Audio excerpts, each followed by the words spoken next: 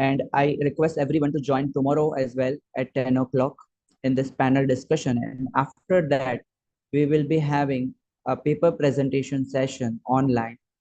And the instructions regarding paper presentations will be given to you shortly.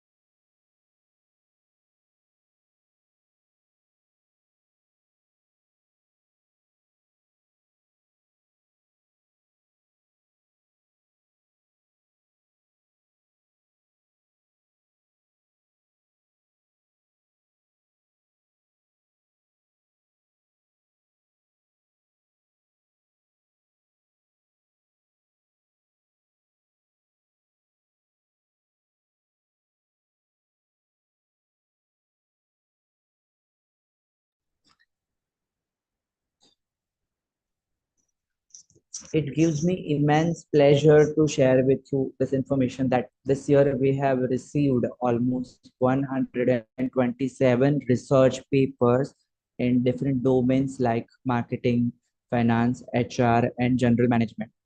And tomorrow we are going to have this paper presentation session, and the detailed schedule of the same will be shared with you shortly. So, Professor Anand is with us, and allow me to introduce our keynote speaker, Professor Jaiswal. Yeah, can you hear me well? Is Just to check. Am I audible? Yes, sir, you are audible. yes, Okay. sir, you are audible.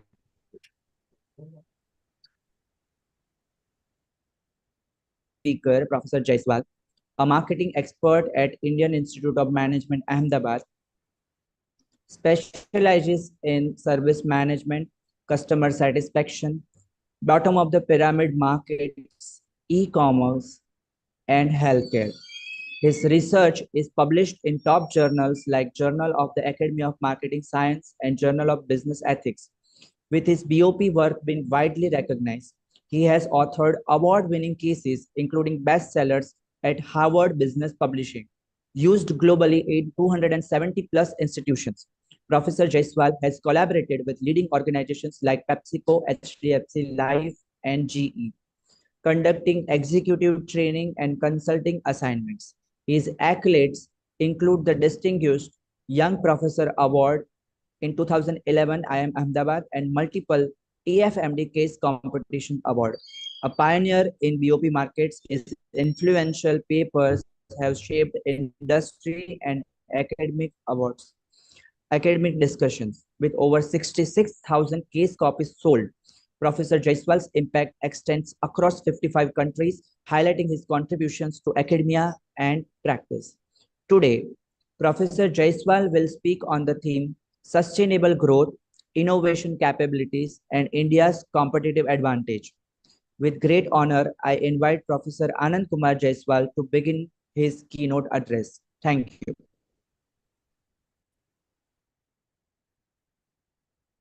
Okay, thanks a lot to Dr. Swati, Dr. Anu, and all the faculty members of Chiman Bhai Institution. Also to students, also to participants for being here. It's a great honor and opportunity for me to share my perspective on sustainability and innovation. Sustainability of late has become very important topic for discussion for academicians, for practitioners, for policymakers. And I'm happy that Chimanbhai Patel Institute of Management and Research has decided to organize this conference with a theme on sustainability. So this is pretty important for this is going to be, or this is a very important platform for us as an academic to discuss this important topic. So in that context, I would like to, so let me share my screen.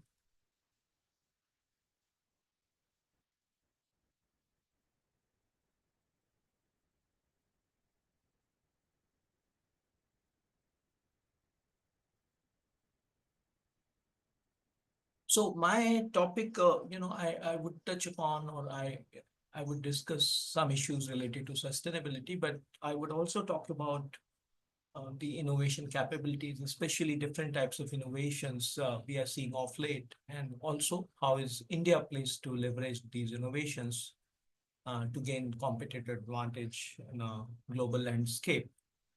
So let me start with a little background. So often, when we talk about sustainability, usually our focus is on environmental sustainability, ecology, planet. We talk about how exactly we can conserve our environment, how to save wildlife or forest or water bodies, mountains. That's our usual focus, So our usual focus is on environment or planet. However, if you look at literature has evolved, and so when we talk about ecology and environment, essentially we are talking about intergenerational justice. So one common definition of sustainability is to use current resources, existing resources, in a way so as to not to compromise the ability of future generations to use those use those resources. So maybe let me simplify. So using resources, current resources, in a manner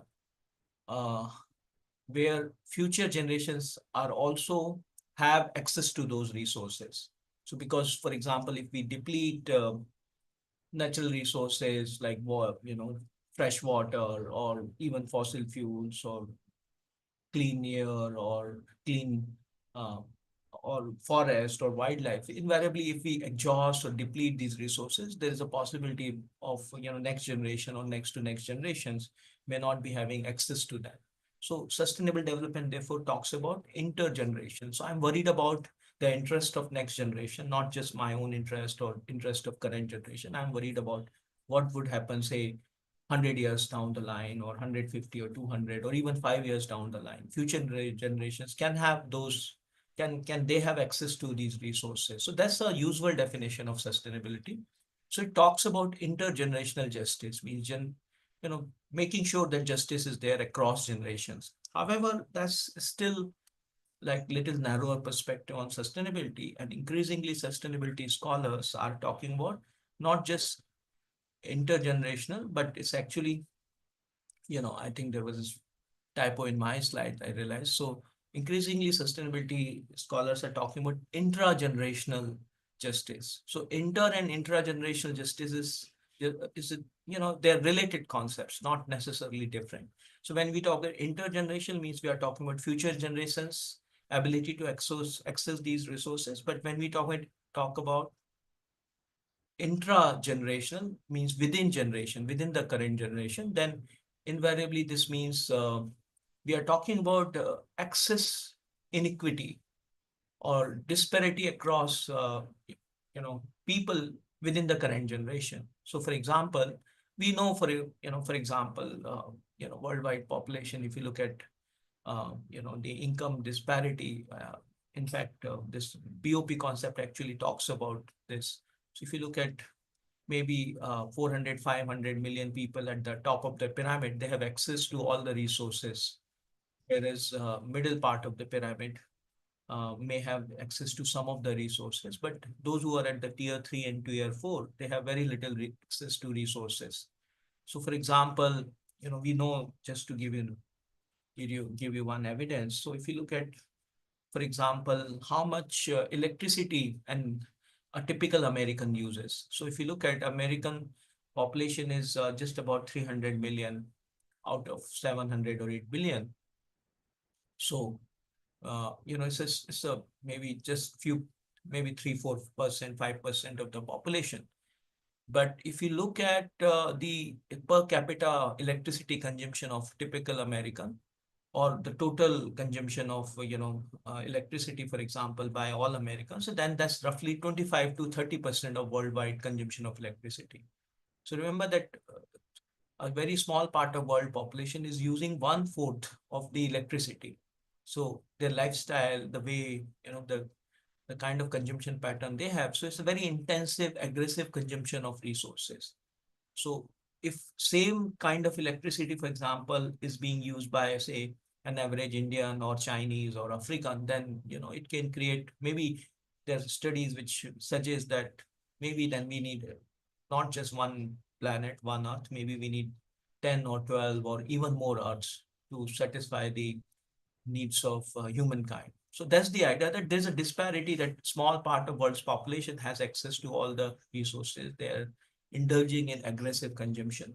But a good part of world population is still struggling to meet very basic needs.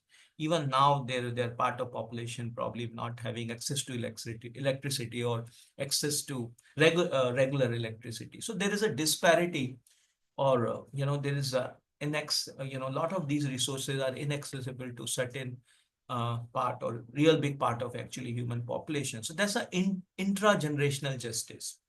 So sustainability scholars of late included these issues of inequity, income level disparity, for example, or inaccessibility to resources, also within the domain of sustainability. And therefore, for example, we have these paradigm, for example, so we heard about, this we keep talking about triple bottom line. So original idea of triple bottom, or originally focus of corporate used to be on, profit or economic value creation. But people started talking about, the other two P, for example, other two P of P include in three triple bottom line is basically planet and the people. So planet is, of course, the traditional focus of ESG. So you're worried about earth and resources. So that's a second element. But the third element is people. So people, when you talk about people, invariably you're talking about income disparity, inaccessibility to resources, or poor living condition of very large part of human population. So therefore, in triple bottom line, you have both planet as well as people, not just profit, but other two.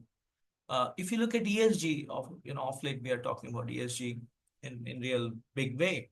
So even ESG talks about environment and social and the society and the governance. So when you again look at environment, that's a traditional view or focus of sustainability, but now you have social issues, social disparity, social decay, social problems, again, income inequity or or otherwise, poverty, for example. So that all those issues are part of the S second element in ESG. And then of course, third one is a governance. So what I'm trying to say that there is some kind of convergence in the literature. Traditional sustainability literature has now incorporated the social justice or inequity or the people dimension. At the same time, if you look at BOP literature, of course, BOP literature is most of us should be knowing about, BOP origin, Prahlad and Hamel in 2002, or Prahlad and Hart in the same year. They came out with this idea that, there should be market-based solution for social problems, and they uh, made a call or they made a strong case for private sector and corporates, entities to participate in the low income markets. So they say low income market means the markets where you have the lower tier consumer, tier 3 and tier 4 consumer, primarily low income and lower middle income consumers. So they made a strong case that this market is real big market. This is overlooked so far. And if you have a right strategy, you can make this market profitable for yourself. This market can give you growth. And then it's a win-win situation because you can have your growth, profitability. At the same time, this will also help people in improving their quality of life, increasing access to different products and services, and even dealing with problems such as poverty eradication. So that's a BOP literature in a nutshell. Now, BOP literature has also evolved. Now you have, original idea was that, increasing participation of big companies. That was a BOP1. BOP1, or that was characterized as a BOP1, but we have seen BOP2 and recently BOP3. So for example, BOP2 talked about co-creating needs, seeing low-income consumer as partner. Now, if you look at BOP3 has broadened the domain or definition of BOP, and it has included the environmental sustainability in BOP discourse. So now, we talk about multidimensional nature of poverty, for example, one aspect of BOP3, but BOP3 also includes sustainability or environmental and ecological issue within the BOP domain. So BOP literature has moved from pure social inequity to ecology and environment. Similarly, sustainability literature has moved from pure ecological and environmental perspective to social justice. So there's a convergence in that. So in that context, my focus is more on the social inequity, a part of sustainability, uh, or social issues, which actually also comprises of which also constitute or which are part of the sustainability discourse currently. So that's my focus, and then how innovations can help us in dealing with these problems of inaccess or inequity or poverty, for example. So let me talk about one news item, and this is little old, but it's continue to be relevant. So, for example, this is a statement of CEO of real well-known company, Bayer, we all know. And this guy said that famously in a press conference, for example, what he said that I have developed a product, the newly launched, for example, drug, not for Indians, it's for, say Americans, North Americans and Europe. So he made it very clear that this product is not meant for, so he said, we did not develop this medicine, Nexavar, for Indians. So this is a cancer drug, it can provide far, better clinical outcomes. And it was priced at a real high level. And what government did at that time, they used this compulsory licensing provision and then allowed a local company to launch this product at fraction of cost of the Bayer's product. And that's in response to that, he actually said that we haven't developed this product for India. So essentially, he even singled out Indians in his. So essentially, what we are trying to say that in excess, so what this says that multinational or big companies are not interested in, meeting or addressing the need of a real big part of human population. And therefore, we can't necessarily hope that, they will solve our problems. So if we are hoping that multinational or Americans or Europeans will solve our problems, maybe, maybe this idea is not necessarily feasible or workable, given it's just example of this is statement. So essentially, we as an Indian or we as a, emerging market consumers, we need to find solutions of our problem. We need to make sure that, you know, certain basic quality is quality of life is accessible or available to, say larger part of human population, as well as we have access to medicines or very basic goods. For example, healthcare, for example, is accessible to all. So this is just one example. So this just tells us that how exactly we as an Indian, or how exactly Indian companies and Indian entrepreneurs can solve the problems we are facing. So we have a problem, for example. What is the problem? So of course we know that 75% of Indian population lives in rural areas. We have some definition says that again 70 to 80% population is actually a BOP population. So we have real big lower middle and low income population. We have a small TOP. So large part of India rural population is low income.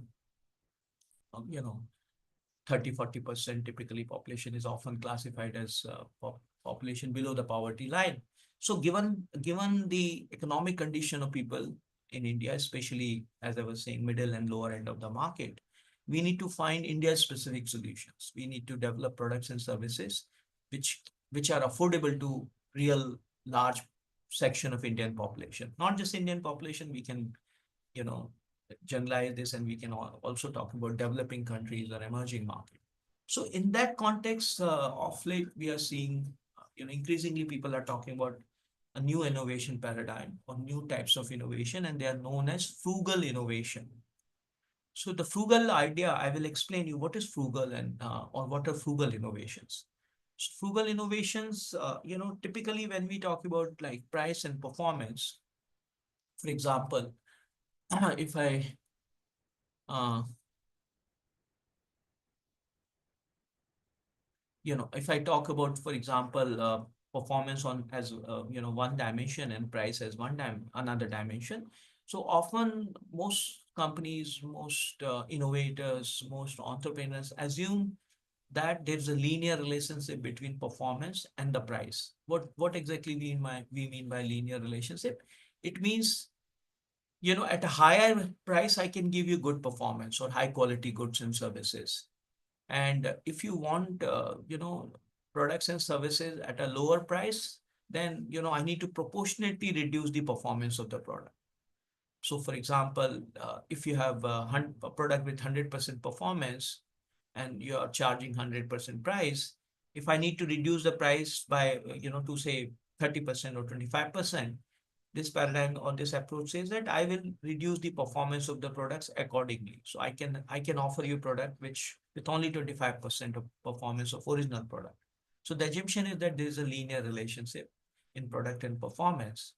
However, frugal innovation approach actually questions this or challenges this view, and it says that I can actually offer affordable, or you can say sometimes ultra low cost products without necessarily compromising the performance of the product. So if you look at here, for example, a frugal innovation can be seen here.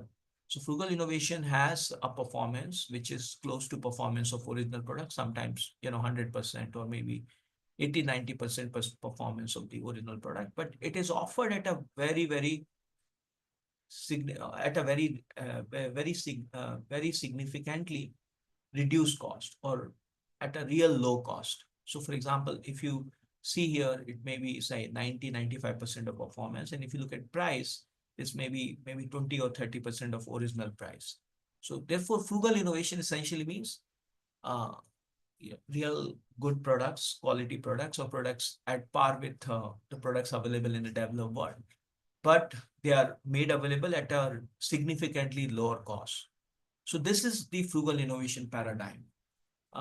Or so in simpler word, frugal innovation is all about giving quality product, high performing product, but at a significantly lower cost. Or otherwise, we can call them as a ultra low cost products or a low cost product in some cases. So this is frugal innovation. Now, let me give you an example of frugal innovation. So we have heard about frugal innovations in goods, particularly FMCG, and we heard about, I think many of you may be from Ahmedabad. So we heard about innovations in consumer products, FMCGs. So, Nirma is, of course, classic example of a local entrepreneur launching a product at a fraction of cost of, for example, the original product of multinationals. So really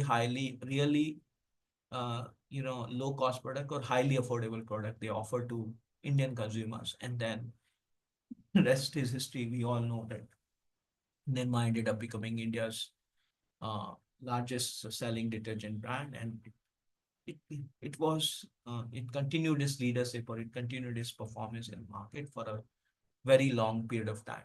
So that was an old example of frugal innovation, reducing costs dramatically or increasing affordability to a great degree.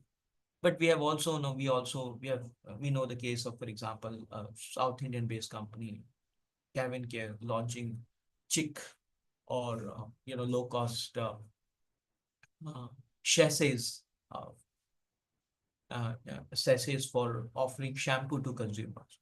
So 50 pesos and so sachet, for example, shampoo they launched in part of southern India, and then they gain significant market share. And then now, for example, Chick is #1 brand in rural India, and Kevin Care is said to be having the second largest market share in the shampoo care market. So these are old examples, but let me give an example of different types of frugal innovation nowadays. And these innovations are a lot more complex than consumer good or FMCG kind of product. So for example, GE Indian team developed a product, ECG machine. It's a healthcare device used for monitoring your cardiac health. So they developed real affordable and ECG machine. They call it as a super value ECG machine, and the product was named as Mac 400. So I will discuss more about this product little later, but this product was made available at a almost at a 1/8 or 1/10 of the cost of a regular product in the market. And it was portable machine which doctors can easily carry in rural India. It was a battery backed up machine, because in rural areas you may not have actually electricity or a regular electricity. So this was a sophisticated product, technologically complex product, but at the same time offered at a significantly lower cost. So this is one example of frugal innovation.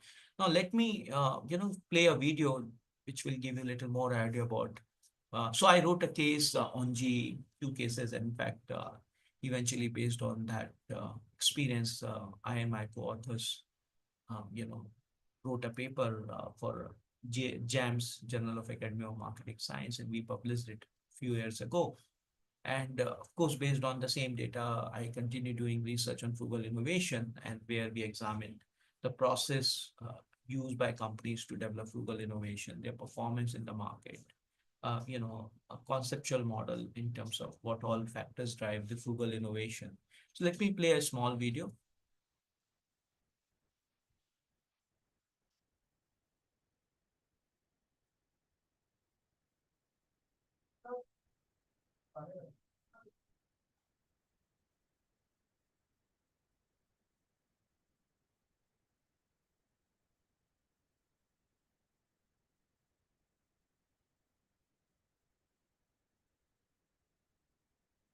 More than 60% of our country's population live in villages. How do you reach high technology healthcare to all of them in a rural background? The best way is producing product, machines which can interact with the human body, which is inexpensive and which can be easily used by semi-skilled people.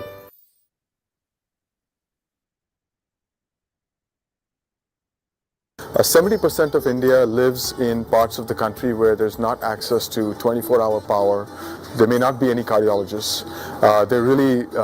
It's a rural environment. And so when you think about screening for cardiac disease, typically we used to use products such as this. This is the MAC 5500. It is, as you can see, a fairly large product. It's pretty complicated. Requires power, requires a trained technician, a cardiologist to interpret disease, and it's not something we could take into the environment that we needed to go. We really needed to think about taking something like this and shrinking it to something that would fit in a backpack. The MAC 400 is what we came up with. This is an ECG machine, very much akin to this one, does a lot of what this does, but also customizes in a way for the workflow that we would encounter within a rural setting. Quality-wise, this does as good of an ECG readout as this one, but it runs on battery. In a single charge, we're able to, in a 3-hour charge, we're able to take about 500 ECGs. We modified basically cell phone charging technology to bring that down to a cost point that we could afford, that would work in an environment where power supply was not steady. We also looked at this printer to actually print the ECG. And we essentially are reusing the printer that's used to print bus tickets in rural India. And this gives us capability to actually not only make it more robust for the environment, but also leverage spare parts, leverage things that are more easily available in that particular location. The operation of the machine needs to be really simple. On, off, one button ECG, print out, something that can be easily interpreted. I think some of the things that the team really benefited from were innovation close to the market, being where these challenges are, looking at not just taking high-end technology and scaling it down, but the reverse, starting with what you really need and then adopting from the high end what makes sense, and adopting from elsewhere what we can leverage, as well as still keeping true to the high-end quality of systems that we've developed over the years at GE. What we're actually seeing is while we built this to meet the needs in India, we're actually seeing equal, if not greater, demand outside of India for machines like this, because in some sense we're all faced with similar challenges when we look at healthcare systems globally.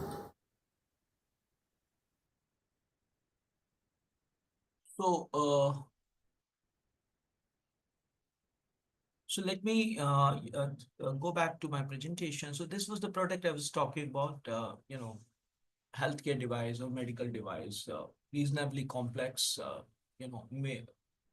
made using frugal innovation-based approach, and through that they could reduce the cost to a great extent, almost 1/10 reduction in the cost. So this is a product which was designed for people in the developing countries, like and normal Indian or Chinese, for example. So this is one example of frugal innovation, but let us understand more about what all types of frugal innovation we can have and the process companies are using to develop these products. So frugal innovations are not necessarily, you can say simpler devices or simpler product. ECG, one can still argue that it's a simple device and can be made a little more easily than the other products. So think about another product which GE developed using. So GE was an interesting actually site for data collection and or interesting case for examining the frugal innovation process, because GE could develop not only one but 25 different super value products using frugal innovation based approach. So when sometimes at times you can develop one or sometimes two products in more unplanned manner, or you can say accidentally. But when you regularly develop frugal innovation, or when you regularly design and manufacture the low cost and ultra low cost products, then one can argue, or one can interpret this as you mastering the formula of developing frugal innovation, or you knowing well about process of developing frugal innovation and you leveraging or using that process to continuously launch newer and newer frugal innovation products. So GE therefore was interesting example. They developed 25 different products, and the 25th product was actually real complex product. This is a Discovery IQ PET-CT scanner, and these PET-CT scanners are used in cancer diagnosis, cancer treatment, and cancer, you know, uh, cancer monitoring also. And this pretty complex device, on an average, a device may cost somewhere 15 to 20 crores if you wish to purchase. So it's a very complex device, but using frugal innovation based approach, GE launch a new product or a new range of PET-CT scanners in India under the brand name of Discovery IQ. And this Discovery IQ was offered at almost half of the price of the regular PET-CT scanners available in the market. So this is one example of frugal innovation, but we have several other examples of frugal innovation. So, for example, we all know well Tata is developing or offering Tata Nano, and that was said to be a 1 lakh car, or a car with a price of less than, say, 1,300 or 1,400 US dollar. And nobody, in the world thought that you can develop a car meeting all basic safety standards, or all having all, characteristic of a quality product, yet at a real low cost or very high affordability. It offered to consumers. So that was one example, but we have other products like Godrej developed a low-cost portable refrigerator, and the cost of this product was just about 50 US dollar, and that's about 3,000 or maybe 4,000 Indian rupees. So that was a product developed using frugal innovation-based approach. But there are a number of other examples. For example, one case I discuss in my classroom is this case of Jaipur Food. It's a prosthetic limb. They offer this prosthetic limb to every single needy person, either in India or any part of the world, at absolutely zero cost. So free of cost, this product is offered to people needing prosthetic limbs. So many times people lose their limbs, for example, due to accidents. Sometimes they're working in more dangerous locations or sites such as mines, or or they're handling explosives. So in those cases, prosthetic limb is used, and the limb I'm talking about is known as Jaipur foot. And Jaipur foot cost was just about 30,000. I said 4,000 or 5,000 Indian rupees. But if you compare the equivalent product of this in for example, in the US market, the cost of same is likely to be around 8,000 US dollar. So remember that 30 US dollar versus 8,000 US dollar. So you have reduced the cost dramatically. At the same time, you haven't necessarily compromised the quality. In fact, this product was designed keeping in mind the Indian conditions. It was not only damn inexpensive or affordable for most Indians. And it was actually, given that it was affordable, eventually this organization, Jaipur Food, or BMVSS, it offers this product at no cost to all needy, or all the beneficiary, people. So, so this is interesting example of how exactly you can reduce the cost of a product and make it accessible to everybody. In some cases, we are not at all even charging. So this is one example of frugal innovation, but let me give you some more examples. So these are all examples of frugal innovation in product domain, like Chotu Cool, Tata Nano, or Jaipur Food. But we have also frugal innovations in other domain, and I will talk about this little later. But before I proceed, frugal innovation we are seeing off late in India are said to be a lot more technologically complex, or they're high tech.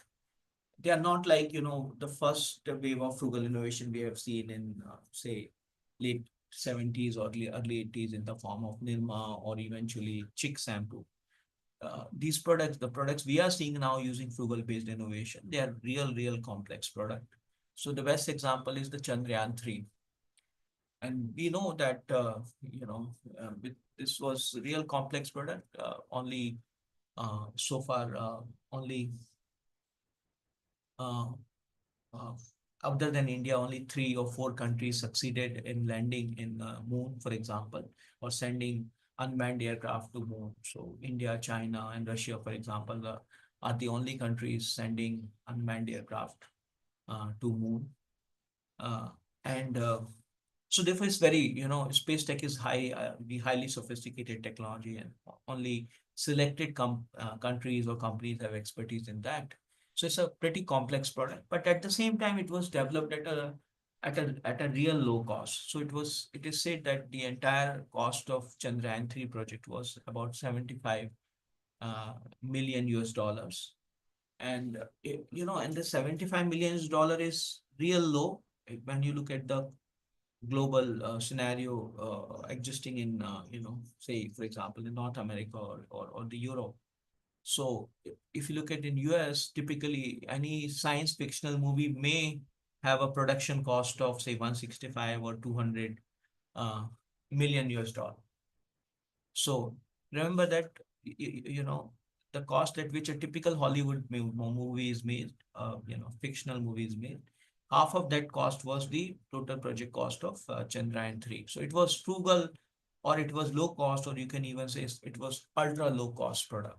So this is one example of frugal innovation in a high tech or technologically sophisticated product domain.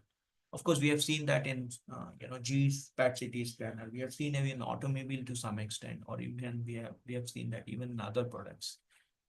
So all the products, all the innovations I talked about, they are all about frugal innovation in product domain, like GE PET-CT scanner or Chandrayaan 3 or Jaipur Food.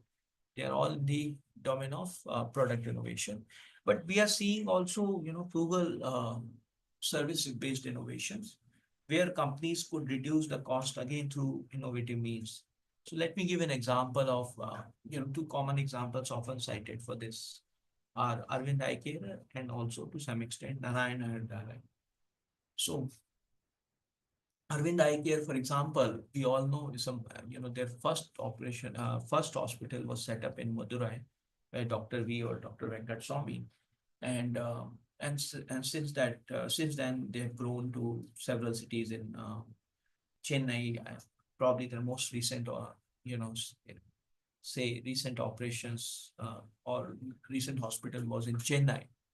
So if you look at Arvind Eye Hospital, they're known for frugality or providing cataract surgeries at real low cost. In fact, it is said that 60% of the surgeries um, or 50 to 60% of the surgeries they do are actually free of cost. In fact, so its actual figure is 2/3. So that's about 0.5 million surgeries every year they do at low cost or at zero cost.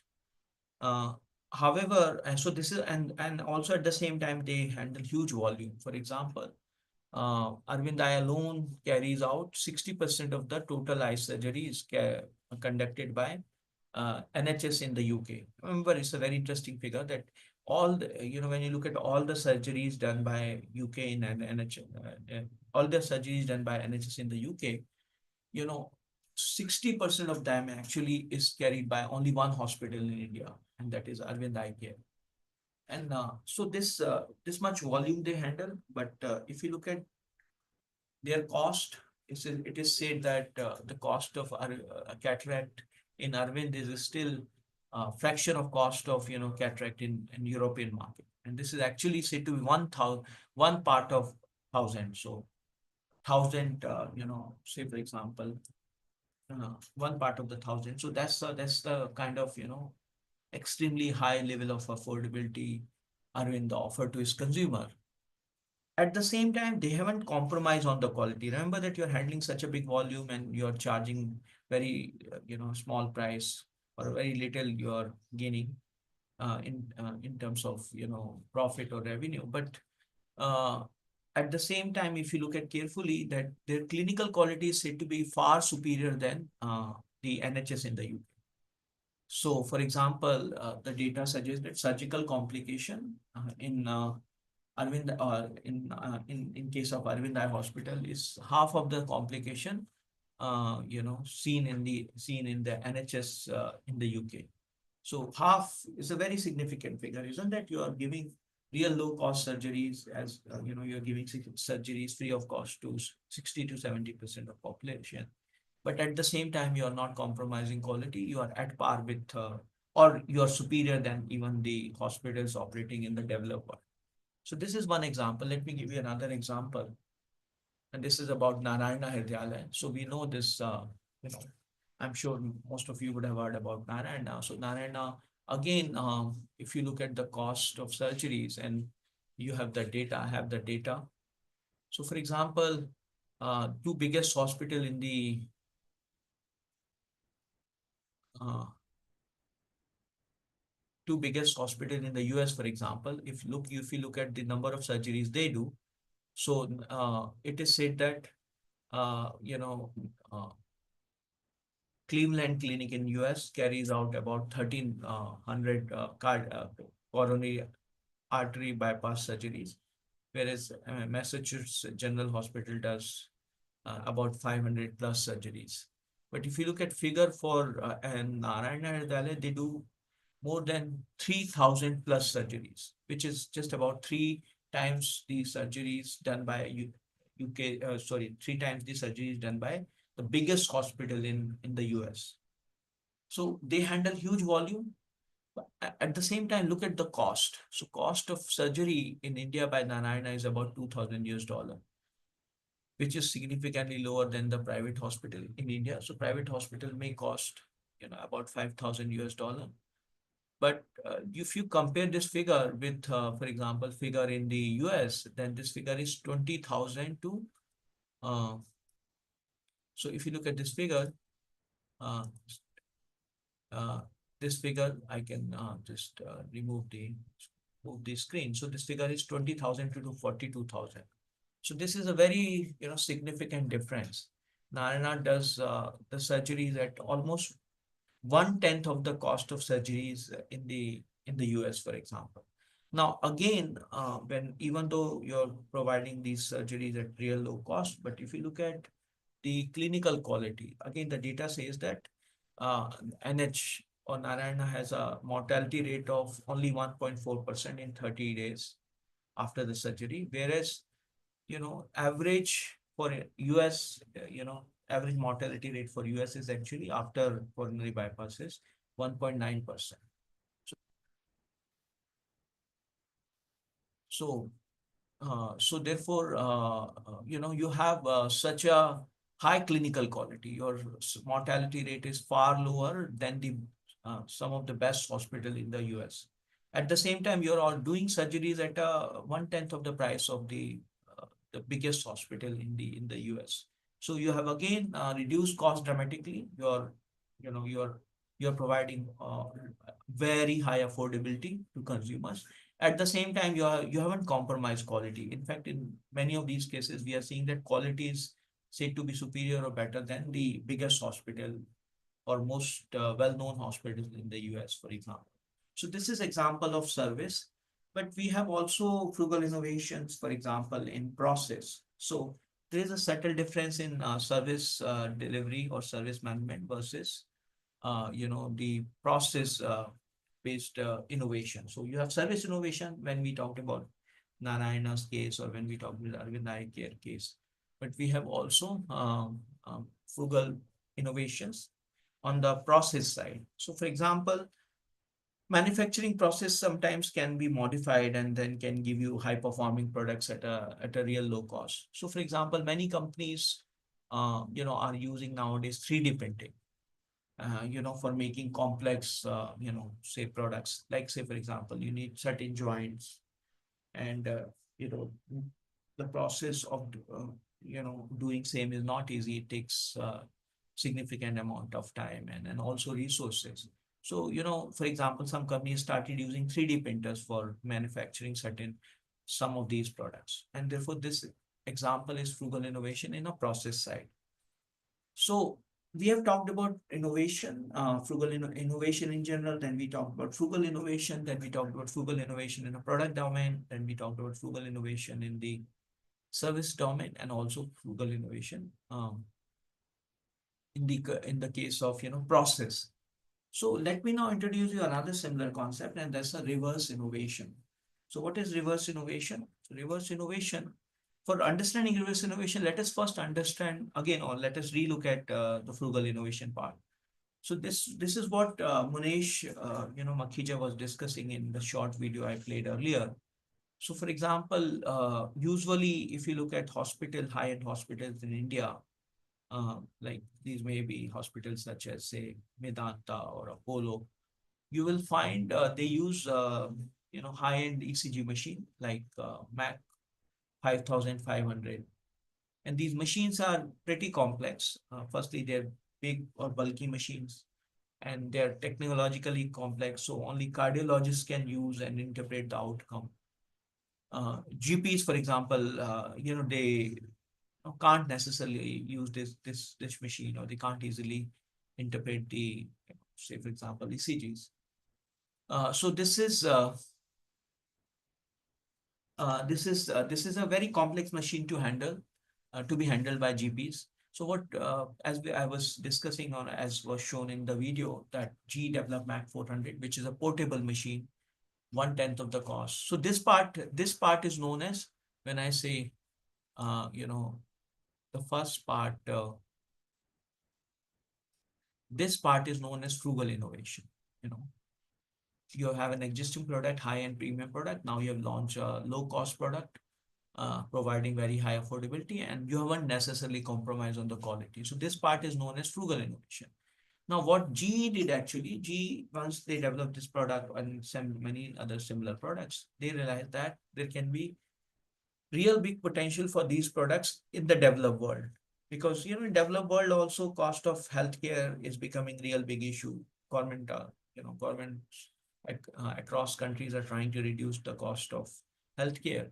So therefore, when you have developed this low cost device in India, and then therefore you have, for example, opportunity to sell this product in other countries. So what GE did, they launched a Mac 800, which is an upgraded version of Mac 400, and they started selling this product in the European and the US market.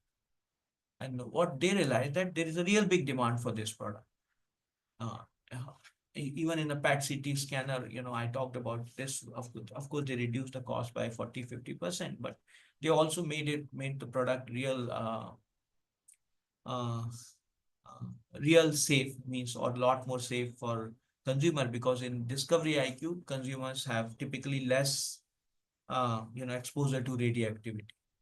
So it offered certain advantages over the existing products. So this product, Mac 800, for example, ECG I was talking about, was a big hit. And when you take these innovations from emerging market to the developed world, that part is known as reverse innovation. Why is known as reverse innovation? Because traditionally we have seen innovations flowing from flowing from developed world, or countries in Europe and the North America, they developing innovation, and gradually these innovation trickle down to other countries like India and China. But what we are seeing is a reversal of that. We have now products which were originally developed for Indian consumers, but increasingly they're finding their acceptance or value in the developed world. So therefore, when GE started selling this product in European market and American market, they found that the product is a big hit. Large number of GPs and are interested in using it. Even paramedics and ambulances are interested in using this product, because apart from affordability, this also provides portability. So you can carry this product easily with you, and it has a one-touch button. So with you can do the ECG very easily. You can generate a report also very easily. So this example, this part is known as reverse innovation. First stage is known as frugal innovation, and this is reverse innovation. So they developed not only, as I was saying, that ECG machines, but 25 different products. So the one example is this phototherapy equipment. Now, phototherapy equipment again was very interesting, because this was a product developed originally for Indian market. So phototherapy equipments are used for prevention of jaundice in young kids, infants. So infants are exposed to UV light, so that two particular biomolecules can be excreted from body, bilirubin and biliverdin. So what they did, when they were trying to reduce the cost of this product and make it, make it acceptable to Indian consumers, In that process, they end up making several innovations. For example, they replace CFL bulbs with LED bulbs. In LED bulbs, you have this opportunity of emitting light of certain wavelength. So remember, for breaking these biomolecules, you don't necessarily need to expose kids to all kinds of light. If you can expose them to only certain wavelength of light, then this can easily prevent jaundice without necessarily affecting small kids or infants. So this was a new innovation they made while developing this product. And again, they realized that this innovation is actually quite relevant for consumers in developed world. And therefore they, plan to sell it to other countries, in North America again and the Europe. So this is an example, again, example of reverse innovation. But let me very quickly talk about, I have another 5-7 minutes. So there, in my research, the research paper, I'm working with my co-authors. We have examined several cases of reverse innovation in high-tech domain or technologically sophisticated product. For example, we interviewed a company, and this company is known for its cardiac stent. It's an Indian company, and they developed, a product or innovation which was found to be quite relevant for doctors. So, for example, they developed biodegradable coating for drug-eluting stents. So, biodegradable coating means once drug is released from stents after 1 year or so, then the coating will automatically disappear. So they developed this product. They also came up with a Supraflex design uh, in 2018, and they eventually, got the approval from the European authorities. They did a clinical trial, and then the result shows that their product is actually better than others. So this was one example of frugal innovation. As I was saying, uh, this clinical trial was actually given a name of talent trial, and then they showed that this product, if you look at the last bullet point, it was found that device oriented adverse clinical outcomes are 4.9 for Supraflex, and it was 5.3% for the competitor's product, which was significant. So the product was proved to be a superior product in comparison to other products available in the market. So this is a Supraflex. I can also talk about a company we have interviewed, and that's a Nirmai. It's a very interesting company because cancer cases are going. We all know, especially certain type of cancers are a lot more prevalent. So one of them is breast cancer, for example. Now this company has developed a very interesting device using thermal scanning and AI, and normally uh, you know, uh, for breast cancer detection, patients need to, or individuals need to go through mammography, and mammography is very painful experience for many consumers, as well as it's costly. You may need to pay 3,000, 4,000 or more money for a simple uh, mammography. So they developed a AI-based system, and through thermal scanning, the inside there is that cancer cells typically have 2 or 3 degree less temperature than the normal cells. Now, if you can, assess the temperature and then use AI to, classify cancers, cancer or no cancer occurrence. So this is what they did, and the product again got all the necessary approval, from European authorities, C mark we call, and I think if I remember correctly, it has also received approval from FDA in the US. So this is one example. So there are few other examples we have, not just in healthcare. We have several companies in air, space tech, aerospace, and they're also, for example, they have also developed frugal innovation, and then they reduce the cost, and they're trying to tap or capture the good part of worldwide market. Given that, so what all trying to say, I will just close this case with this paper I wrote with my co-authors, and this paper is about the process of developing frugal innovation. So how exactly, for example, you can develop these frugal innovations. So as you remember, Manish talked about this, that here, we need to unlearn first, means we need to forget the existing process or protocols of developing product.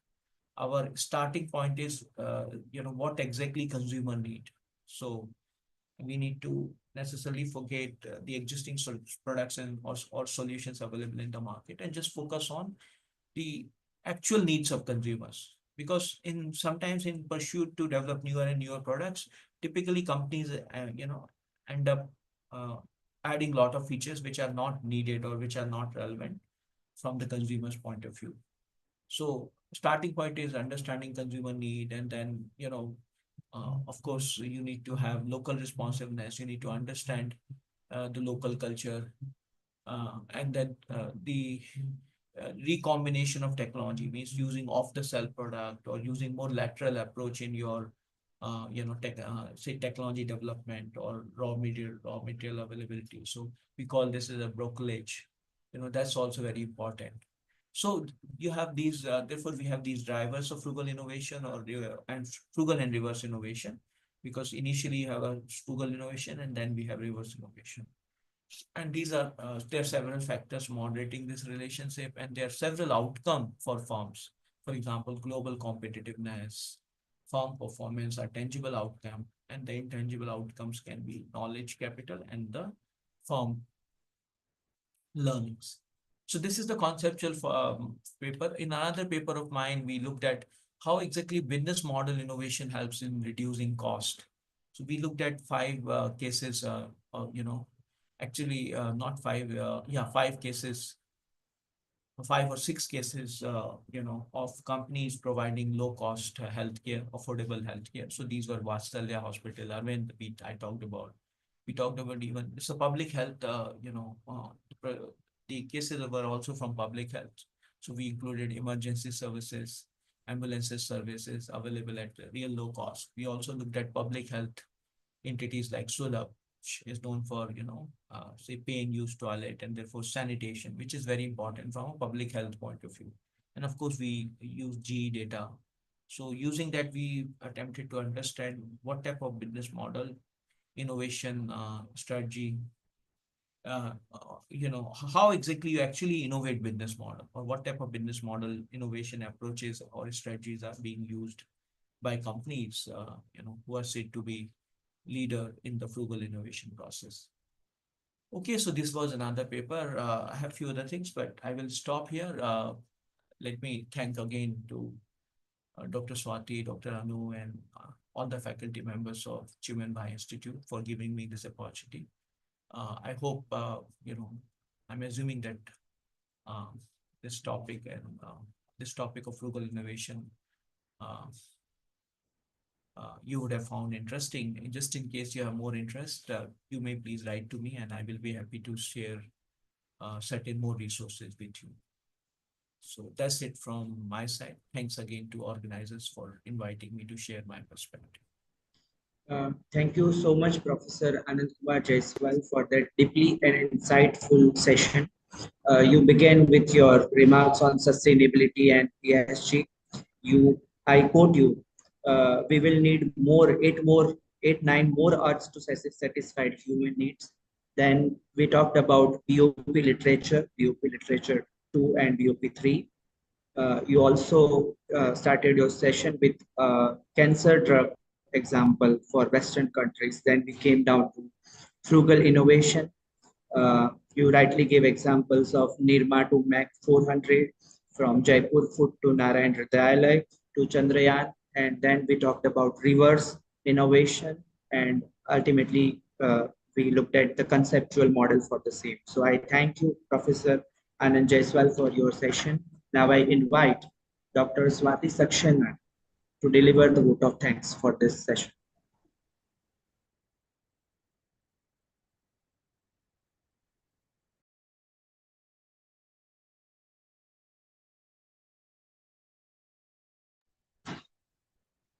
Swati ma'am. Good morning, everyone. Am I audible? Yes, ma'am. Yes. Thank you so much, sir. On behalf of the CPI family, we extend our heartfelt gratitude for you to accepting our invitation for the keynote. Rightly said, as Professor Jaiswal said, that we will have to solve our own problems. the Western world has a different view of issues, which does not suit or does not goes well with our pocket. So I think our participants will take it forward, and we will have more results and outcomes based on your session, where we will be talking about accessibility to resources to the tier 1, tier 2, as you have already discussed. Sir, it's a pleasure to have you here in our conference. On behalf of our CPIM, our family, the president, the provost, the director, sir, everybody out here, I thank you for being part of the conference. Thank you so much. Thanks, Dr. Swati, and thanks to everybody, all the faculty members, your director and leadership of your institution for inviting me to be part of this conference.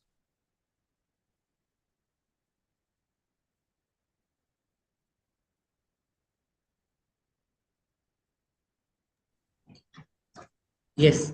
So friends, from first keynote session we are moving on to our second keynote session.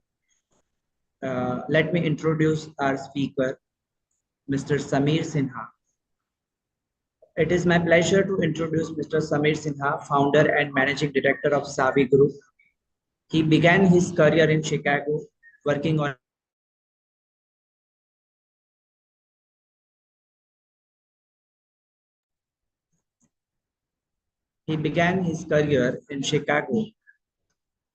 a large-scale infrastructure projects from 1992 to 1996. In 1996, he returned to India and co-founded Savi Infrastructure with two college classmates.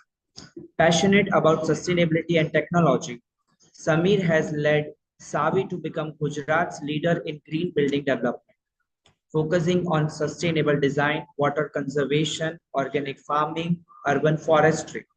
He also founded Savi Greens, Gujarat's leading sustainability consultancy, serving clients such as IIT Gandhinagar, Lodha, Indian Railways, GIFT City. He holds key positions, including chairperson of the ESG task force at GCCI, past chairman and mentor of CII IGBC Ahmedabad, and council member at CII Gujarat and the Indian Golf Union. He is also founding member of Singularity University Ahmedabad chapter and serves on the industry advisory board of LD College of Engineering. Academically, he holds an MS in Civil Engineering from Purdue University, USA, and BS in Civil Engineering from Gujarat University. Under his leadership, Savi continues to drive sustainable and impactful real estate development in India.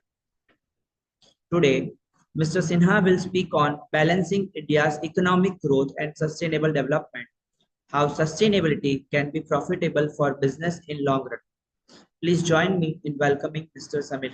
Over to you, sir.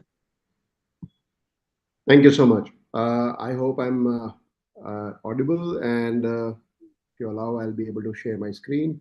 Yes, sir, you are audible. Yes, sir, you will be able to share your screen. Okay.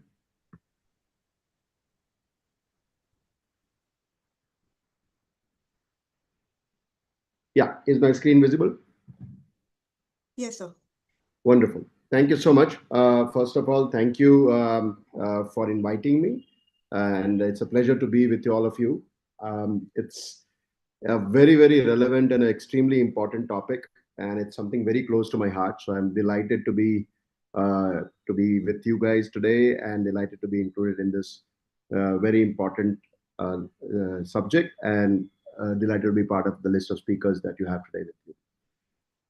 Sustainability is something that we have misunderstood, and also it's such a big and complicated subject that we sometimes fail to understand the specifics of it. What I want to talk about today is the aspect of sustainability which is relevant to business, which is the profitability of sustainability. And I believe that the problem today is so big and so severe that I don't think we can discuss green versus growth. It is only growth through green that is the way forward, and that is the really relevant discussion topic for the future. We have already missed all our deadlines that we had set for ourselves globally for climate change, for meeting our temperature increase that we had set for ourselves. In every COP summit every year, we keep setting these deadlines, and we are missing those. But I don't know if we are really realizing the impact of that. Climate change is real. All of us are experiencing it. But I don't know if there is any real concern that we have about this, and don't know what steps we are taking. What I want to talk to you about today is how can we practice sustainability profitably. You see, 10, 15 years ago, sustainability was considered to be almost like a charitable exercise. What it is today is not that it is necessary, but it is profitable to be sustainable. And I want to at least share my experience in real estate to share that it is profitable. Unfortunately, what has happened is that we have created a world for ourselves where a tree dead is worth more to us than a tree alive. And this whole pursuit of profit at all cost has to be reviewed. We have started perceiving profit without any regard to the impact that we create on the environment. So when we look at the cost of a product, we do not look at the cost incurred on the environment on that product. And hence our perception of profit is very, very different. We will come to this in a little more detail a little later in the presentation, where I want you to consider the impact that we have on the environment when we look at cost. 150 species are getting extinct every day. But are we really worrying about it? Are we even given a second thought? This is the image of a Pacific garbage patch which exists in the Pacific Ocean. There are several of these, miles and miles of it. And these kind of images are available in every ocean that we have. And that is just the plastic waste that we are putting into the environment. We don't even consider the impact that it has on the aquatic life. Forget about on everything else in the world. What has happened is that we have become consumptionist. What is over the years, we have started consuming durables. Consumptionism is a word which I really like to talk about a lot because it is essentially the idea that we can consume durables. If you remember, some of you who might be older like me will remember that we used to have one refrigerator in the household which would last us 20, 30 years. Or one car, which like the one I'm showing here is something that my father owned from 1962 to 1995, which is almost 30 years. Whereas what has happened now in the last 15 years, 20 years that I have probably changed a dozen cars, and each one of you must have changed cars and other durables. And hence we have started consuming durables. What were meant to last is now lasting less than 5 years. Similarly, we have moved to fast fashion, where we are buying and disposing clothes with total disregard to the environment. If you give it a thought, one pair of jeans it takes about 7,500 liters of water to make. How many pairs of jeans do we buy and discard every year? From a statistic that is available, 92 million tons of waste, clothes-related waste, fashion-related waste, is what we discard every year, which is almost equivalent to filling an Empire State Building every day. That is the kind of impact that just the fast fashion industry is creating on the environment. But we do not give it any regard. Fortunately, most of the governments in the world have become aware of this and are taking this very, very seriously. The government of India, I must say, is one of the more progressive governments. We have committed to a very ambitious target of becoming net zero by 2070 and reducing our carbon emissions by 50% by 2040. There is a mission life which the Niti Aayog has proposed, which is what the consumers or the citizens of the country must do to become more sustainable in their lifestyle, which is, I think, is a great initiative because the onus of doing the right thing to become sustainable cannot be just the government's initiative. It has to be the citizens that have to become active in that. And all of us, the youth, the students, and the consumers will have to live a little different lifestyle if you want to become more sustainable in our practices. I don't want to get into the details of this. We can look at it. I'm sure there's enough data available where your students can look into this. But that is something that is a great initiative of the government of India. What we must consider is can we do with less? Can we consume less? Can we build less? So there's a very interesting exercise that has happened at the MIT Media Lab. This is again almost several years ago that this exercise was undertaken, which is called the power of without. If you essentially look at it, can we do with less? Can we build less? Can we consume less? Can we design our lifestyles differently? Think for a second, can we design sanitation without sewers? If you can design housing or design communities which are zero waste, which are zero liquid waste and solid waste, can we not have a lifestyle where there is sanitation without sewers? Can we not create urbanity without roads? What is known as a walk to work concept, or creating communities which has the 6-minute walk where you can walk to your work, walk to your garden, walk to your school, walk to your hospital, excuse me, within 5 to 10 minutes. Do we really need all the roads that we are building every day? Can we not design at least the newer cities which do not rely so heavily on transportation? Can we have power without grids? This is something that was a very foreign and a novel concept 10 years ago. But today, even if you look at a city like Ahmedabad, majority of at least the single dwelling units or the bungalows which are built in the more flatter development of the city have what is known as rooftop solars, where we are getting almost 70 to 80% of the annual consumption through solar grids. Do we really need to rely entirely on power grids to supply your electricity? Similarly, so many other things can happen in the future where we can rely on more technological solutions to problems which will be more sustainable. Food without soil, communication without carriers, mobility without cars, so on and so forth. What it needs is essentially a mindset. And we need to think about differently. We need to worry about the environment and design ways where we can design things more differently. One of the biggest challenges that we have faced in sustainable development, especially in real estate and the built environment domain, is does sustainable development cost more?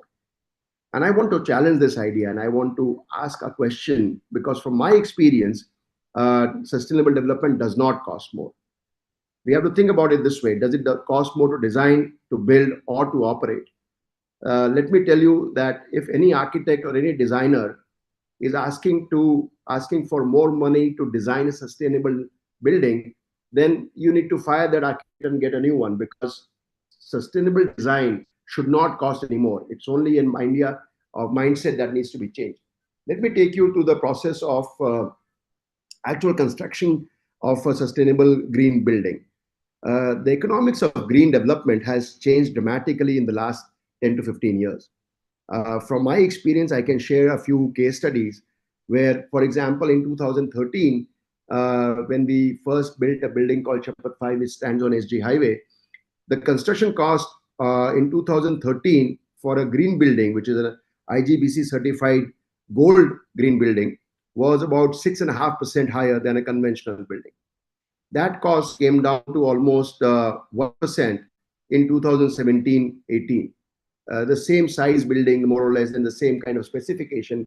I'm trying to make a comparison between a grade A building and a grade A building. So it is an apple to apple comparison. So the cost came down from 6.5% to about 1% in 2017-18. That same kind of building today, which is a building we've just finished in Gift City, the cost is barely 28 paise per square feet, which is 0.001%. So there is no cost increase in developing a green building and this is a platinum rated certified green building that I'm talking about. So there is no increase in cost. Actually, today, with more and more green products becoming available, I believe green development is cheaper than conventional development. You have to really make an effort to make a non-green building, because even the government has taken the initiative, and the GDCRs and the bylaws have also changed dramatically. What about the use? What is the impact on the consumer? Again, I can quote a case study from my own experience, where a conventional building versus a green building, the energy savings, and this again, I'm talking about almost a 10-year-old building, the energy savings on a 2 lakh square feet building in 2010-11, when the building was first built, was almost 28% savings in just the electricity bill of the consumer.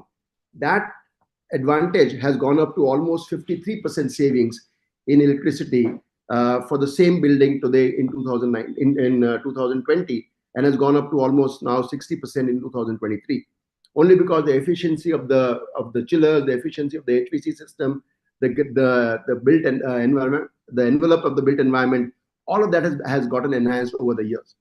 What 53% or 60% savings in electricity means essentially is a savings of almost 8 to 10 rupees a square feet, which if you consider a rental cost of about 60 or 70 rupees a square feet, is a huge amount of savings.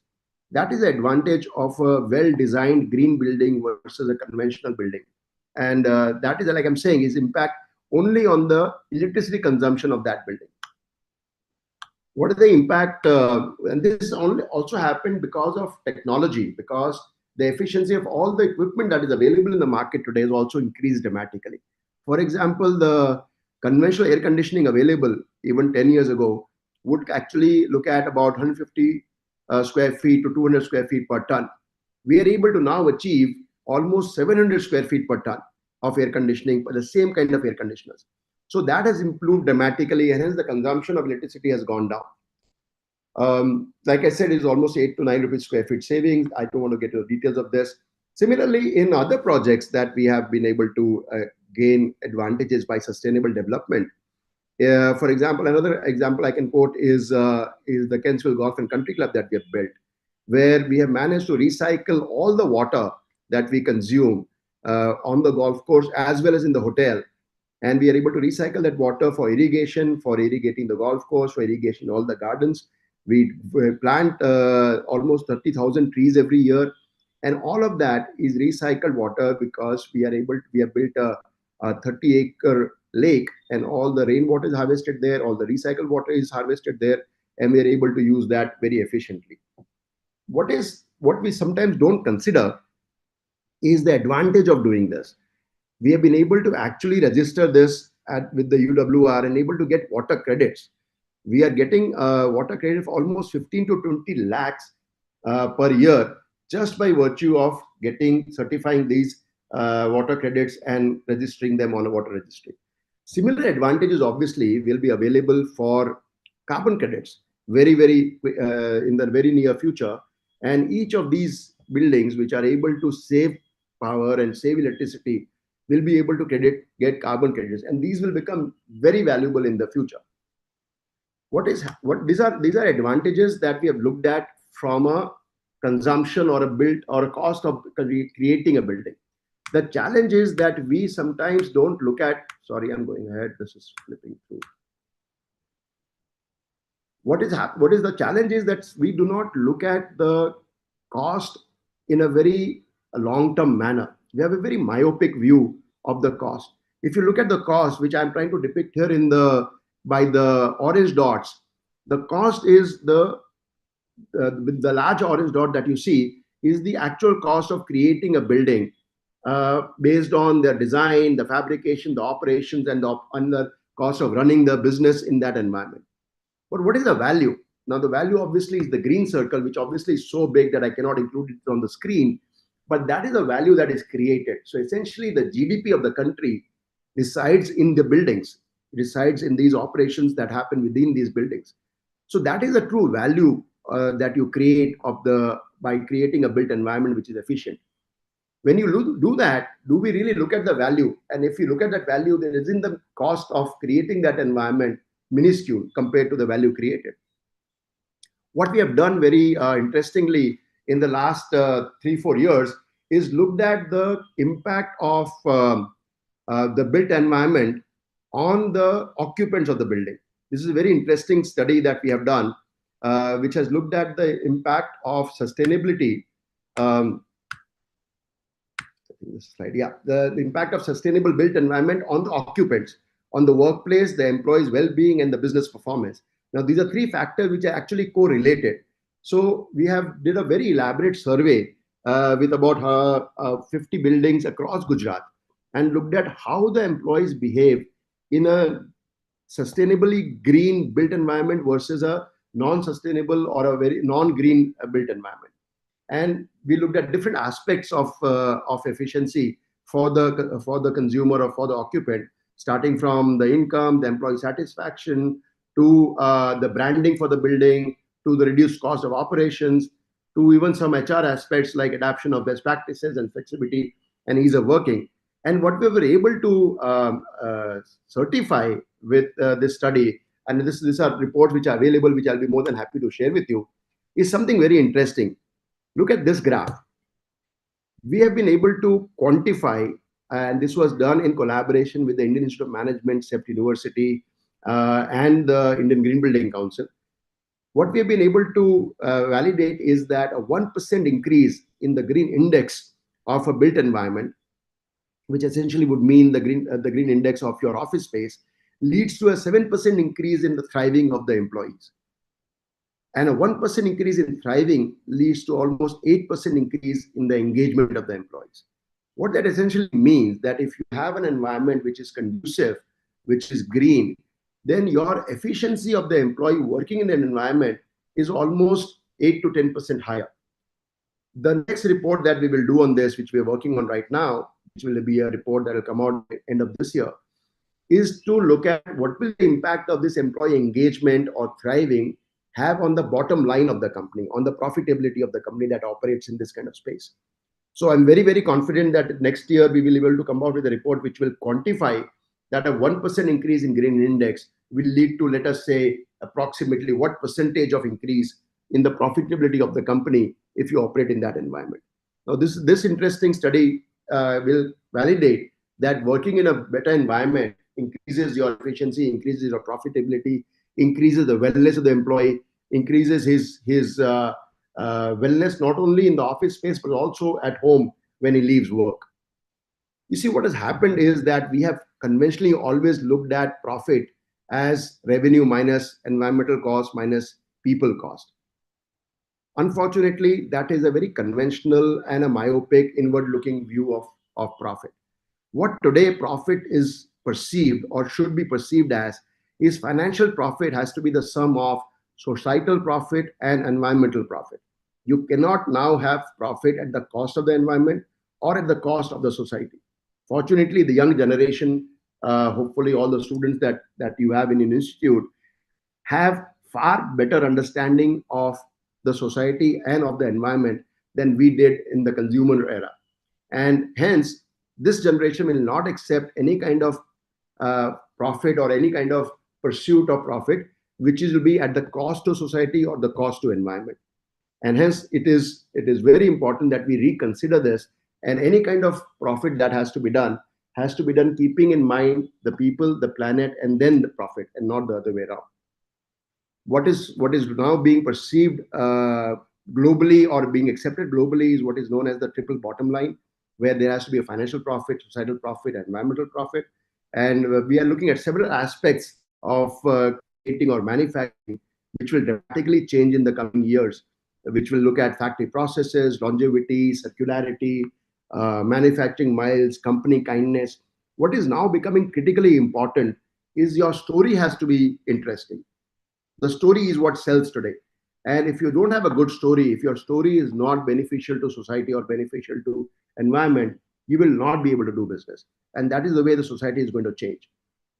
What is the challenge then? If we all understand this and we all understand that sustainability is profitable, sustainability is not expensive, it is cheaper to build sustainable, then what is the challenge? In my view, challenge is leadership. And leadership needs three basic qualities. It needs stubbornness, where the leadership does not have an option to give up. It needs passion, because obviously if you're not passionate about what you're doing, then what is the point? But most importantly, we need courage. And courage is not just bravery. Courage is compassion. Courage is what we will do for others. And courage is something which is more rare today than ever before, because moral courage is rare than bravery in battle, but it is the one quality that will change the world. So thank you so much for this opportunity. I hope I have left you guys with some food for thought, and you will be able to take this forward. I'll be more than happy to answer any questions if anybody has. Thank you so much.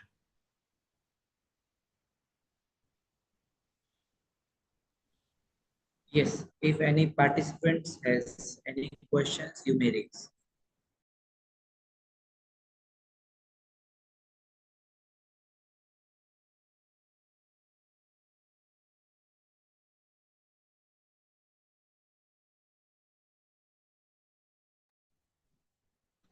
I guess there are no questions. Thank you, Mr. Thank you. Sinha, Thank you so much. for that incredibly practical and visionary session.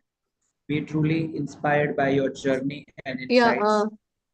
Shakti sir, Yes. I have one question from sir. Yes, please go ahead, ma'am. Yeah. Sir, I would like you to throw some light basically on the sustainable leadership, because that is a word which has been buzzing in the corporate world, sir. So if you can Yes, please throw some light, sir. Sure. Thank you so much, Anu. That is a wonderful question. I think that is the biggest need of the hour. And like I said, that is why I ended my slide with challenge being leadership.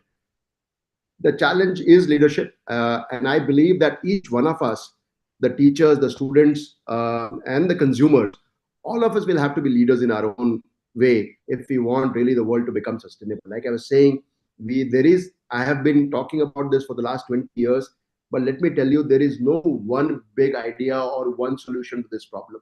Each one of us will have to do things in our own little small way, in our lifestyles, in our consumption, in our thinking, in our mindset, to be able to change the world. But each one of will have to be a leader. We will have to be courageous enough where we think a little more than beyond ourselves. We will have to think about our fellow citizens. We'll have to think about other parts of the world. We'll have to think about the environment. That is what true leadership is all about. Thank you. Thank you so much, sir. Sir, I have a question, please. Yes, please go ahead. Yeah. Good morning, sir. I'm Abhishek Srivastava. Sir, I have a question that in the various sustainability goals, SDG 17 goals, still there are some fundamental gaps between the economic growth model and some practices SDG 12 goal, like the growth of the sustainability. But still it's not defined that how economics can be grow inclusive of the taking the sustainability goals. So, sir, can you please enlighten us with the thought that how the economy we can develop even with the inclusion of the goals, because those both goals are still contradictory as per me, sir. Please. Yeah, I agree, Abhishek. What you're saying is totally correct. But it is impossible to achieve all the SDG goals. I think if you can achieve 60-70% of the criteria, then you are doing good. Because SDG is a very, very wide area that we have tried to cover. I think it's an excellent framework. But the idea should not be to achieve everything. You will not be able to achieve all the goals of SDG in your pursuit. The challenge, like I mentioned before, is that we will have to start looking at profit differently. We are pursuing profit at any cost, which cannot happen. When you start looking at profit with cost to society and cost to environment perspective, then the game changes. I'll tell you, for like I said, for my own experience, when we started making green buildings 20 years ago, first of all, nobody understood what was green buildings. Secondly, nobody was willing to pay a penny more for it, which is fair. I understand why should people pay more for something which they don't understand the value for. But today they do. In the last 10 years, we have managed to create not only a brand for green, but also been able to educate people that it saves you money in the long run. And the consumer understands that. So there is a certain amount of premium that is available, if not in monetary terms, definitely in branding terms. Now, if you look at any major global company, everyone is pursuing ESG or SDGs in some way, shape, or form. Part of it is due to regulation, but the majority of it is also because they want to be able to brand themselves as being socially responsible. And that is not purely, like I said, charitable. It is coming from a place of profit, because they will not make money unless they are perceived to be sustainable in their pursuits. So the challenges are there, but if you try and do the most that you can and not do everything, you'll still be okay. Noted the point, sir. Thank you very much. Thank you. Yes, any other questions? Sir, I Yeah, have. I just thought, okay. Sure, go ahead. Yeah, sir, as you have also shown sustainability in a fashion industry where jeans manufacturing is taking so much of water. So I'm also pursuing my study on retail sustainability. So as sustainability is a big word, and when we are aligning it with the SDGs, as you rightly said, it is very difficult to align with all SDGs. So do we take it as a leadership commitment, or how HR can help to involve employees in achieving towards sustainable goals? So in that case, is it compulsory for us to relate it with any SDG, or overall sustainable word is fine? You know, Anu, let me tell you this. It will come from demand. SDGs, ESG pursuit, any kind of sustainability, as long as it is top driven and mandated by leadership or regulation, will only last so long. The true proof of the pudding is whether there is demand for sustainable development or sustainable fashion or sustainable anything in that, for that matter. And I believe, honestly speaking, like I mentioned before, that the young generation is looking at this very differently than we have. And that is where the true proof of the pudding will be, that will they demand more slow fashion, will they demand more responsible consumption, and only if that happens will this change. Otherwise, Zara will keep producing 54 lines of clothing every year. We will keep putting out, cheap, non-sustainable fashion in the market. But that trend is changing, and I'm hoping very, very.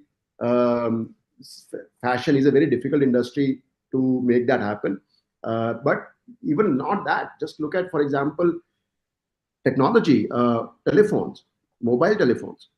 There is something called planned obsolescence that every manufacturer, including the leading telephone manufacturers, are now doing, where you're not able to repair a phone. You're not even able to open a phone because the screws are pasted now, and you don't have the ability to open and repair these phones, because they want you to either junk it or buy a new phone and not repair it. Now, these are things that obviously will have to change, because we will have to get aware about it and change that. But also, there are no simple answers. We will have to keep doing our own little things in our own ways for things to change. Yeah. Thank you so much. Yeah, can I ask some? Please. Deepak here. Yeah, first thing, I really appreciated the few things that you said. I love the way you said about concepts of without, sustainability without. So when you use that word without, you actually create a whole set of paradigm, and you actually bring in the facts that how do you think beyond the realms of thought process, and that's wonderful. And I also saw the very interesting statement that you made on in terms of how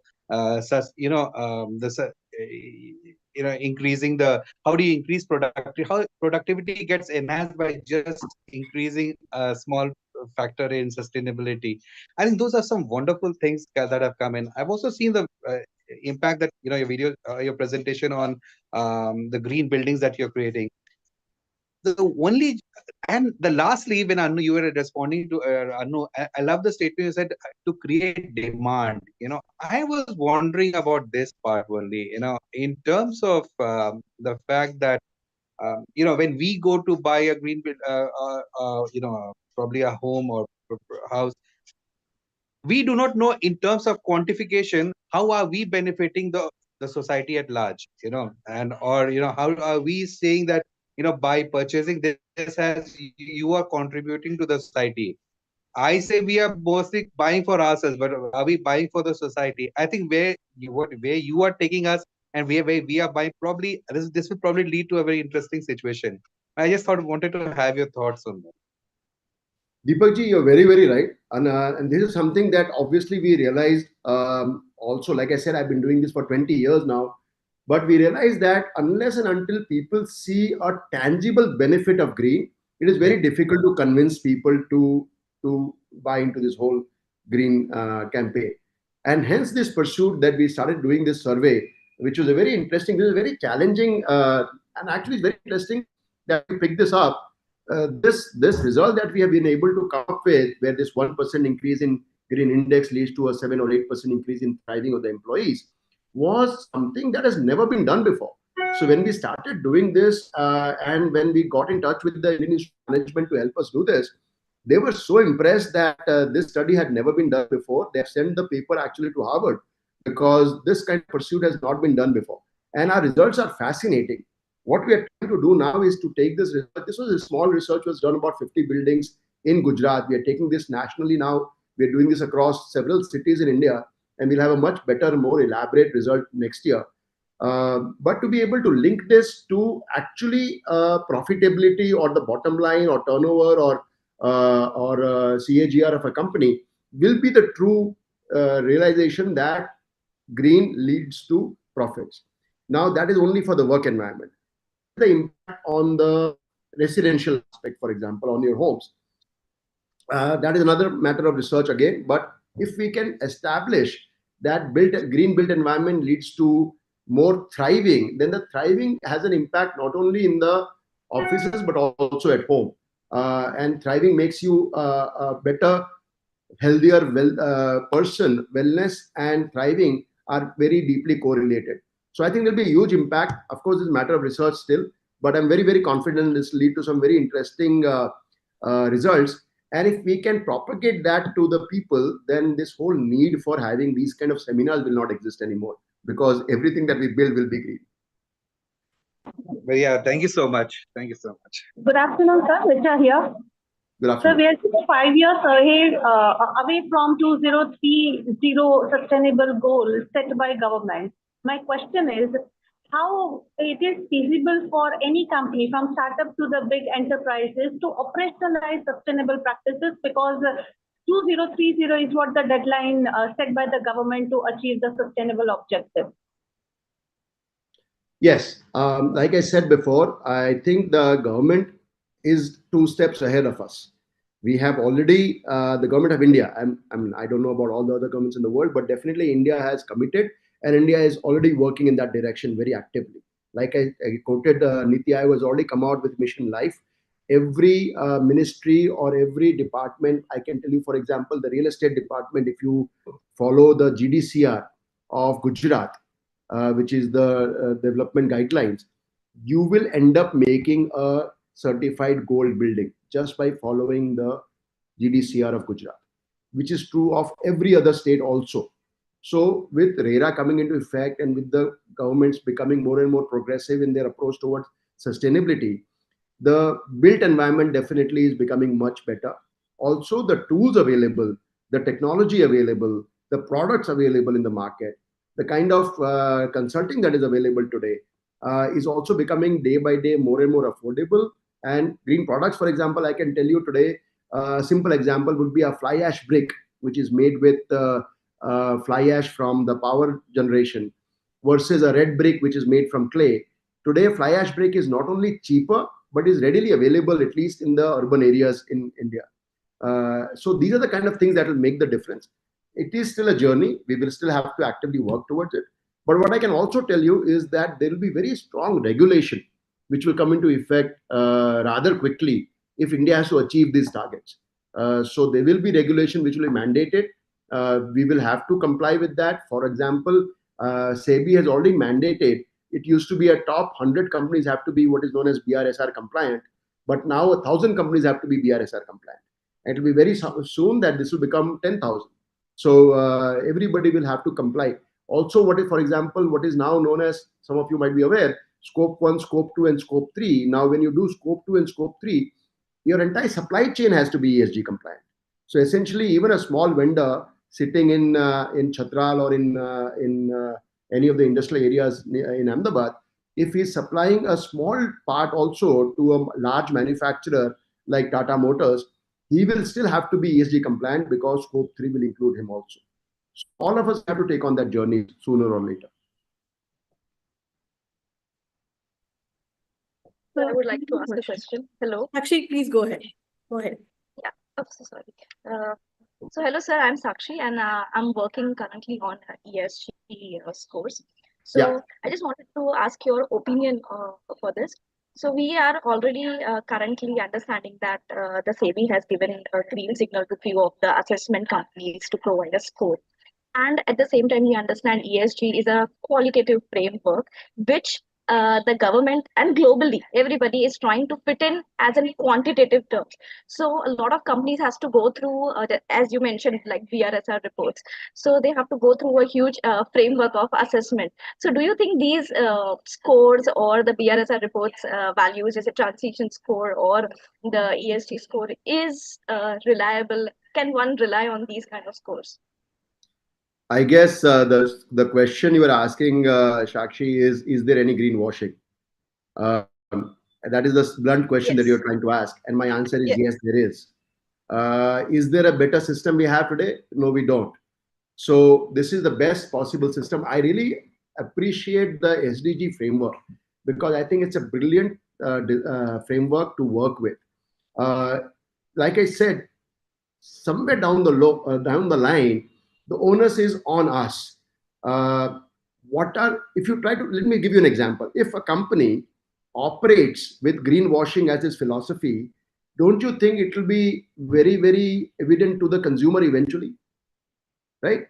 And if that is what his story is, you think he'll be able to sustain that in today's environment?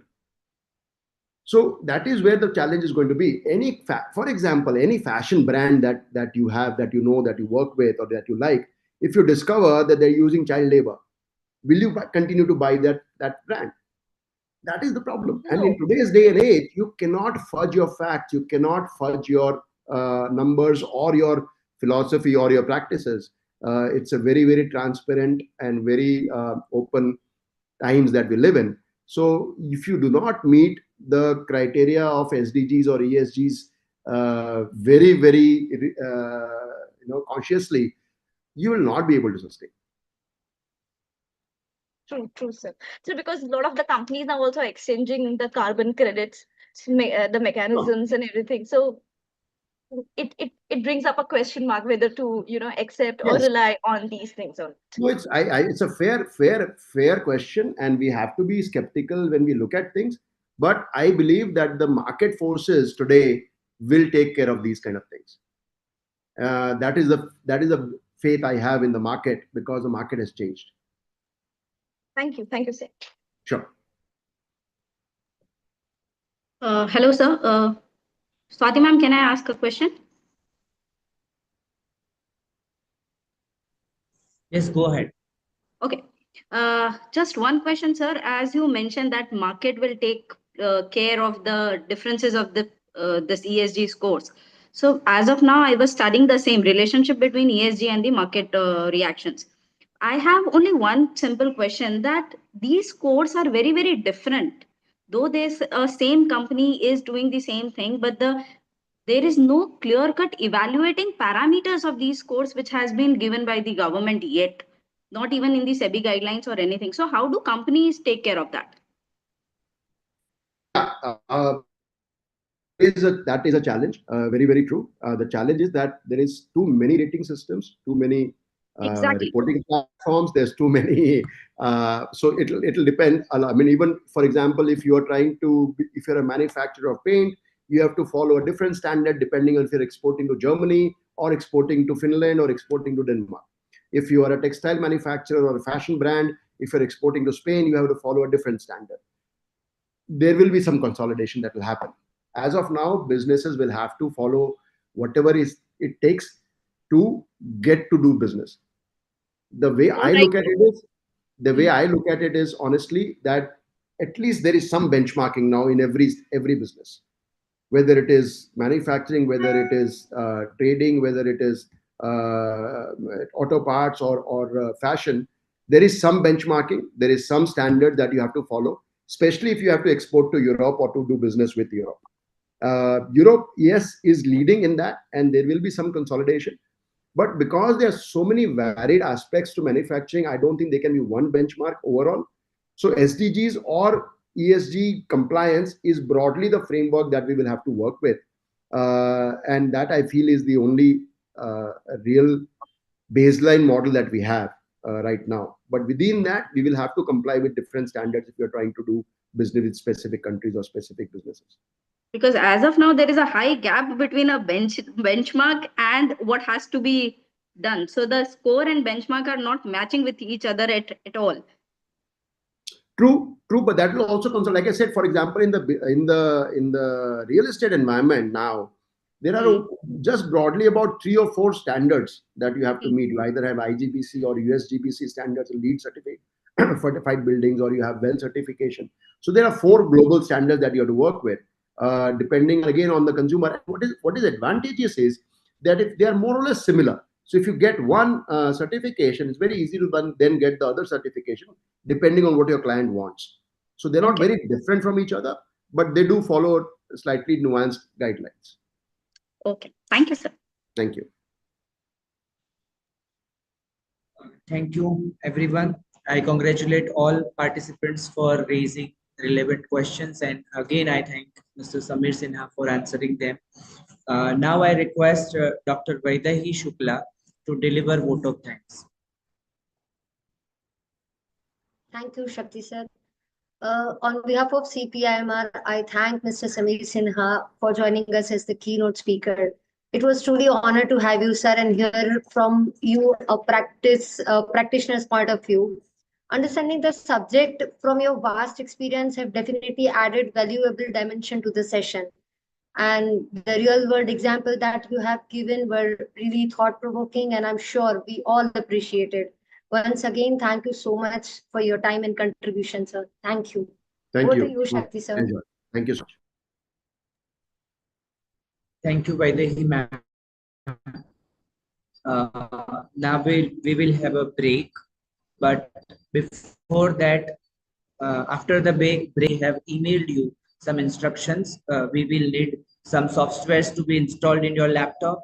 So please go through that email, download all the Excel sheets, and please come back after the break